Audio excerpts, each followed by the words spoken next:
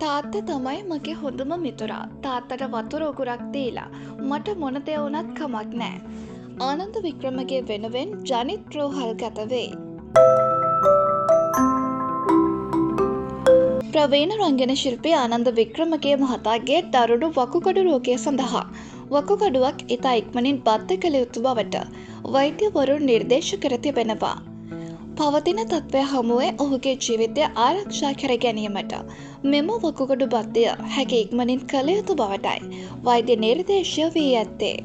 ඒ අනුව ඔහුගේ පුත් ජනිත් වික්‍රමගේ නවලෝක පුද්ගලික රෝහලේ එක් ඇඳක් මතද අනෙක් ඇඳෙහි ආනන්ද වික්‍රමගේ මහතාට ප්‍රතිකාර ලබා ගන්නා ඡායාරූපයක් ජනිත් වික්‍රමගේ විසින් කවුද ලෙඩා යනුවෙන් සටහන් කරමින් සමාජ මාධ්‍ය තුළ පළ කර තිබුණා. මෙය දුටු බොහෝ දෙනෙකු පවසන්නේ ආනන්ද වික්‍රමගේ මහතාට ඇති වී තිබෙන තත්ත්වය හමුවේ ජනිත් වික්‍රමගේ විසින් වකුගඩුවක් ලබා දෙන බවටයි.